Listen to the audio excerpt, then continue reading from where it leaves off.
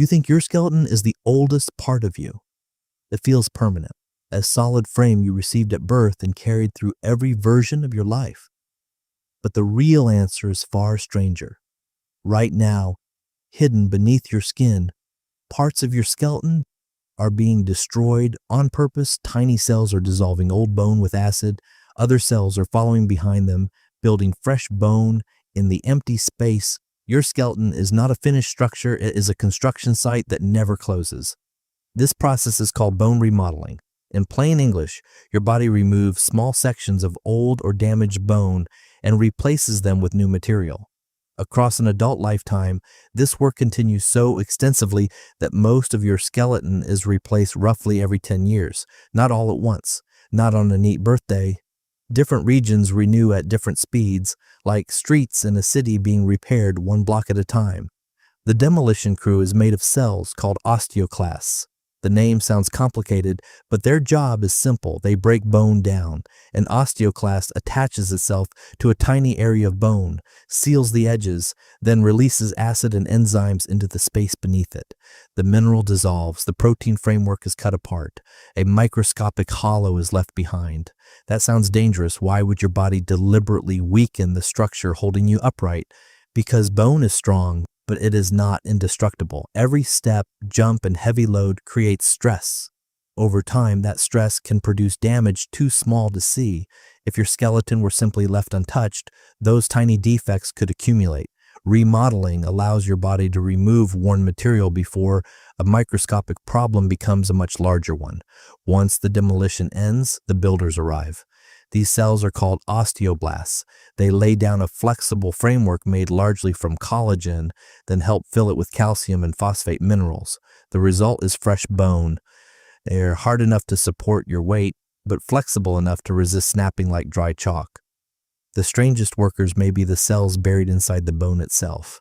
They are called osteocytes, and they live in tiny spaces within the mineral and connect to one another through microscopic channels. When bone bends under pressure, fluid moves through those channels. Osteocytes detect that movement. In effect, your skeleton can sense where it's being used.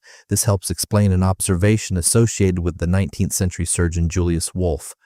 Bone adapts to the loads placed upon it. Regular mechanical stress can encourage bone to maintain or strengthen its internal architecture, remove that stress, and the body may decide that maintaining so much bone is unnecessary. That is why astronauts provide such a dramatic example. In microgravity, their skeletons no longer support body weight in the normal way.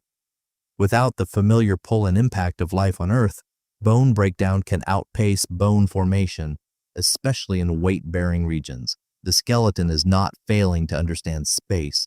It is responding logically to a world where heavy structural support suddenly seems less useful. The same principle operates more quietly in everyday life. Movement is not only something your bones allow, it is information your bones receive. Walking, climbing, and resistance exercise send physical signals through the skeleton. Long periods without enough loading send a different message. But remodeling is also a negotiation with the rest of your body. Bone stores minerals, especially calcium and phosphorus. Those minerals are not locked away forever. Hormones can influence whether they are deposited or released, helping maintain the chemistry required by nerves, muscles, and other tissues. Your skeleton is both architecture and bank account. The balance changes with age.